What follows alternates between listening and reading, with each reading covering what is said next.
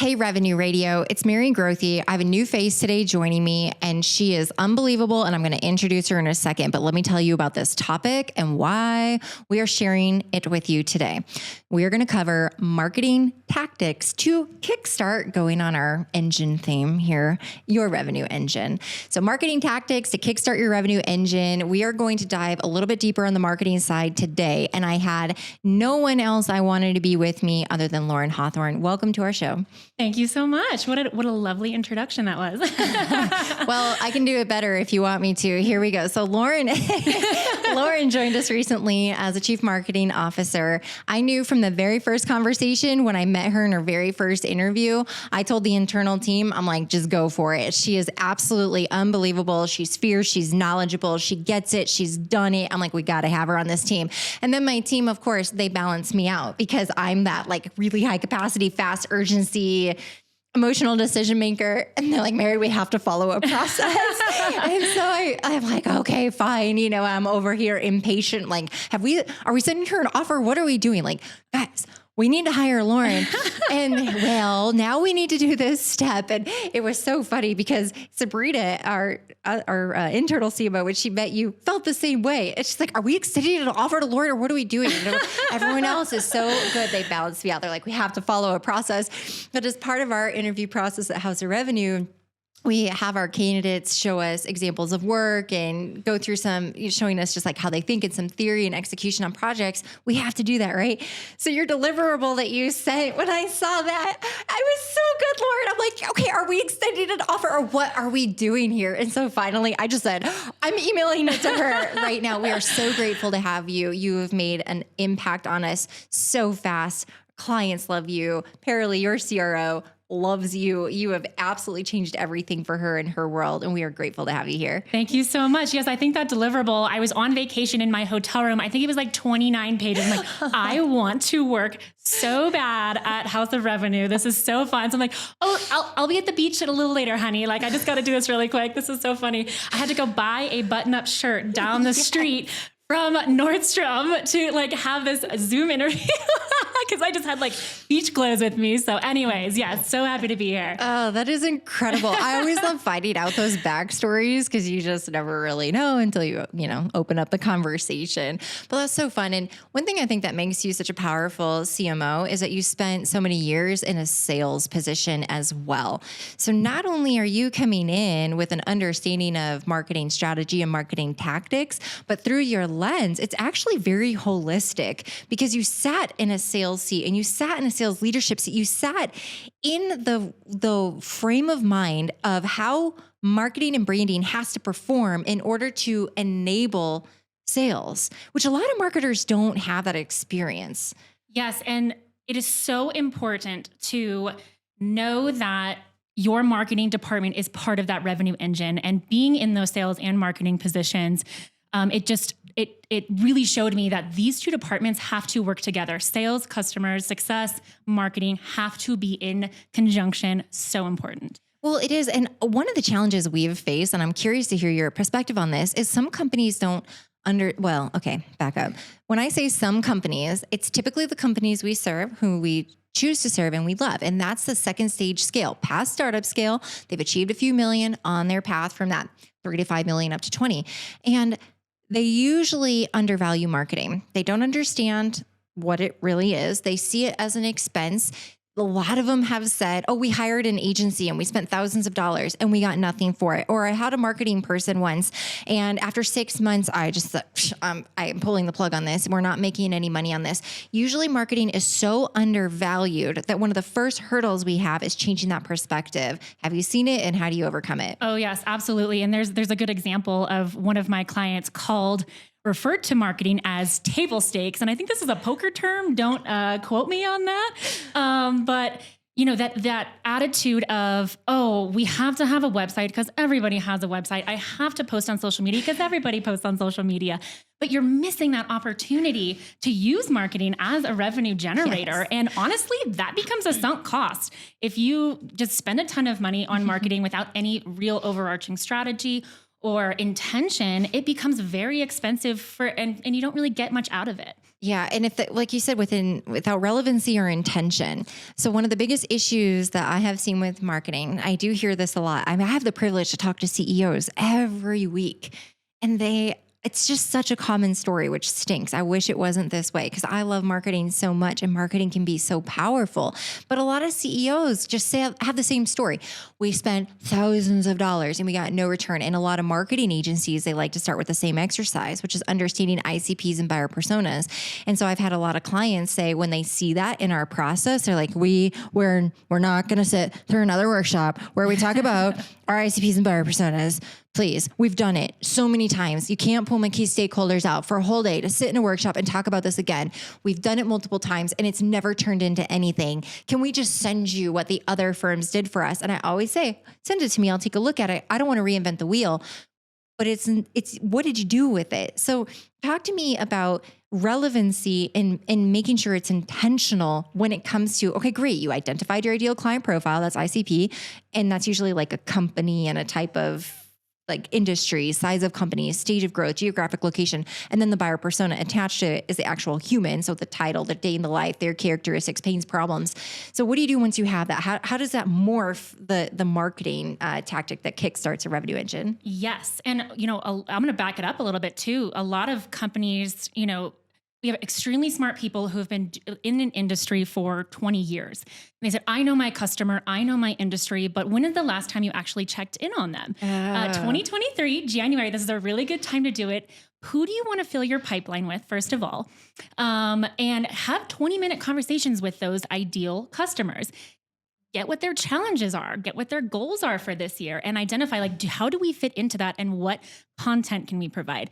And unintentional, marketing strategies, I have an example of this. I had a client who was an environmental engineer and they were so smart at their industry and they were writing super technical white papers, but their clients were not technical. They were hiring the engineers to be the technical person. So their white papers, their articles, their blogs were not being read. So I said, let's pivot and actually match what your customer needs for this moment. And so it's really important to identify that first and foremost. Okay, so I like how you back me up. That's amazing. I couldn't agree with you more that a past ICP or buyer persona exercise, what was it rooted in? One of the first steps we do in our audit is we do those voice of the customer surveys. We also look at an audit of the current client base because our client's client base, our clients will be able to tell us, we like this client, this one's a pain in the butt. We never want to work in that industry again. We love them. However, and then we can go through and actually look at that perfect gleaming picture of what an ideal client looks like.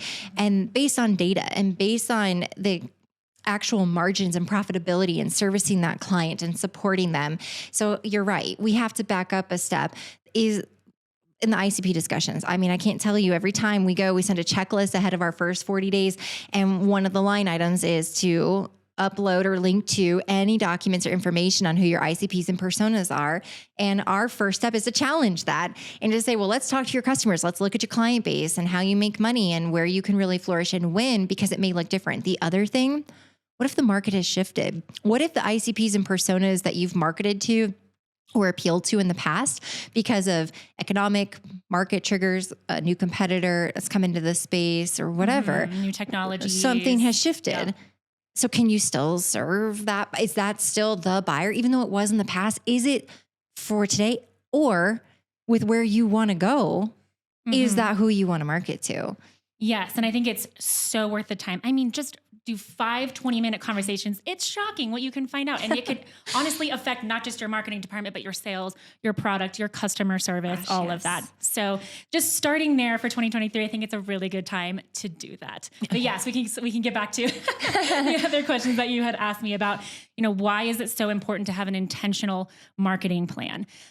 So just being like we discussed before, I've been in those sales seats. I've been in those marketing seats. I've gotten my hands dirty with all of what entails in those positions. And my job as a marketer is, one, to position, especially in the startup phase, in the scaling phase, to position your company as the leader with your particular value proposition in your industry.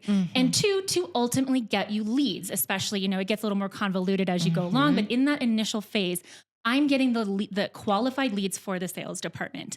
And how I get there, it varies between companies and industries. So am I giving you the right leads? Am I marketing to the right ICPs? Have you changed your strategy in the last 5 years for marketing? Have you gotten more modern with your clients and what their challenges are? So it's just it's such a key part of that revenue engine that when it's that weakest link, then where the chain starts is weak, and it's going to continue to be weak down the line. Yes, I couldn't agree more. So I want to adapt this then into the content strategy itself based on that, because I have seen multiple LinkedIn posts and multiple tweets that are asking, what is next for content? What is next for content? Podcasts used to be this innovative strategy. And then everybody and their brother figured out you could order a microphone off of Amazon and then set up an account online. And all of a sudden, hundreds of thousands of people now are podcasters, and the market has been flooded with podcasts, and it's hard to cut through the noise and really build an audience and get it to where it needs to be. And then of course that caused podcast production companies to launch and try to help people and give them better editing and give them sponsors and a good platform and whatnot. But I've seen so many questions positioning what is the next thing in content? What is the next thing in content? And I'm curious because we are inbound marketing gurus here at House of Revenue, and we love content and we flourish. Our revenue engines that we build ever since we launched marketing services at the end of 2019, our top strategy has always been on organic content in all the multiple forms. So what is your take on this in 2023? Like, what are we just staying the course? Do you see innovation being brought in, challenges?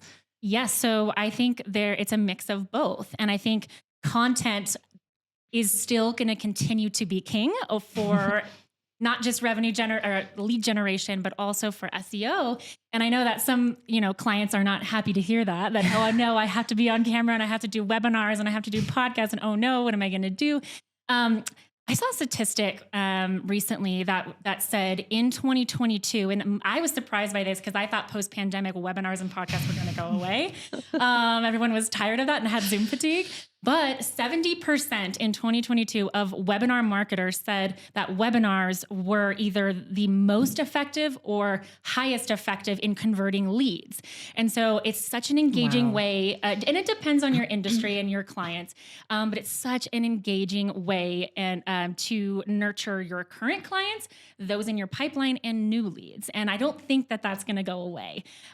One other tactic that a client of mine is going to be starting is a executive roundtable. Yes. So once a quarter, we're going to get not just their clients, but also maybe prospective clients or professionals in the industry to come and do either an in-person roundtable or a Zoom roundtable. And I think that's going to be really big going forward in 2023. Is that what you're seeing as well? Oh, I absolutely love the idea of it. Absolutely love the idea of it. It's not for every company, but especially in the world of professional services or those with high ticket dollar clients, maybe not, your consumer product transactional. Could be. You can have some roundtables on that for sure. But then in that case, you're more in like focus groups. Product testing is a little bit different. But for sure, in certain companies, executive roundtables, I think are going to be really, really important. I think some executives, especially because the market is shifting, are looking for thought leadership. They're looking for help. They're looking for guidance. They're looking for strategy. And one of the components is they love learning from their peers.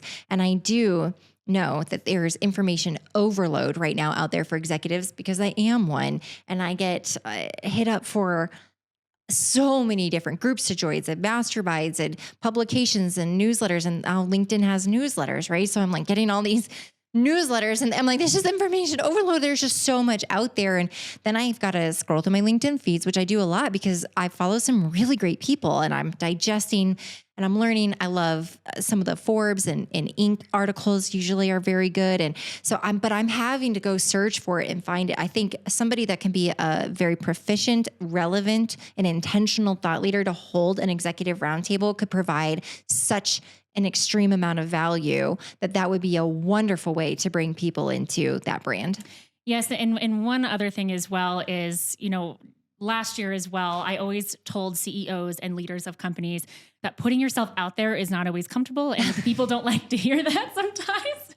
But especially on, LinkedIn, social media, it's good to put faces to the company, kind of like we're doing right now. And not just the CEO, but, your leaders, your team going out there and talking about what they love and about their company and about their clients and their challenges. And really putting that vulnerability out there really connects with people and that human element and your ICP and your buyer personas. And I think that's really going to continue to be huge. People want to do business with people. Yes. And if you don't have that representation as the face of your brand and humanize it a little bit, what's the experience going to be from a branding standpoint? I agree with you. I think that encouraging people to get a little bit outside of their comfort zone, but the other side of it, and I'm going to just be brutally honest here, is we need to coach them and help them, because some people are very uncomfortable in front of the camera and they will struggle to produce something of good quality. So that's the other component too. Yes, we need to encourage people to get outside of their comfort zone. But as marketing leaders and executives out there, if we're going to put somebody in front of a camera and be responsible for being the face of our company, we need to coach them. We need to train them. We need to give them the comfort and allow them to take multiple takes and really get into the groove, because we can't sacrifice the quality of it, because there's so much content out there these days that it needs to be good content. So there is a little bit of an uphill battle, but I want to just speak that out. Like, it's not just enough to put the owner in front of a camera or a lead executive or a representative. It has to also be very good content. So you need to lean on your head of marketing or your marketing team to help them and make sure it's the right message at the right time to the right audience on the right channel. And so please have an open mind for that, because the actual quality of content is very important. Yes. And Mary, I actually had a client call me yesterday and say, "Oh my gosh, Lauren, please don't put me on video. Please don't put me on webinars. I don't want to do it. I'm a finance numbers person. I'm not a social media person, please." And I said, as your fractional CMO, don't worry. I will help you. I will guide you. I will set it up for you. You don't have to create, the behind the scenes stuff. We can help you do that. Don't worry. We'll get this figured out. It'll be okay. You'll be great. Yes. You're so smart. You're the head of your department. Trust me, you have the knowledge. We'll take care of the rest. Well, I'll tell you, I have been in front of the camera since I was a kid. I've been on stage since I was 3. And I got over the fear of it at such a young age that sometimes I forget that this is mortifying for some people and it's so unnatural.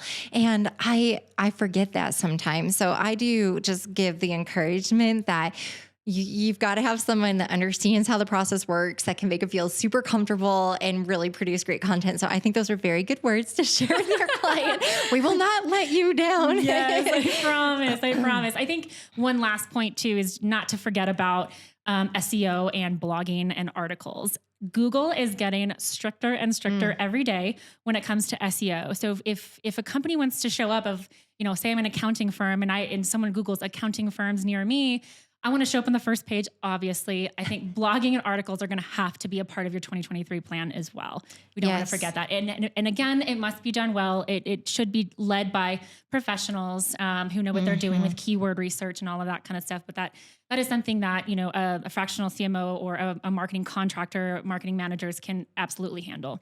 Yes. And it has to be done well, because Google doesn't want transactional content anymore. They're looking for high value content. So a lot of content writers and SEO agencies and content agencies were just cranking out content, like 1,000-word blogs, just over and over and over again, and optimizing around a set of keywords. But the new Google algorithm is favoring sites that keep the reader on the site and actually don't cause another click afterward. So your site will be in a way penalized if the reader is taken to your site through the Google algorithm and they don't find the answer that they need in the post and they click back and they go to a different resource. Google's tracking that and they're going to say, okay, you have content, but it's actually not good content. It's not high value and it's not satisfying the reader's question.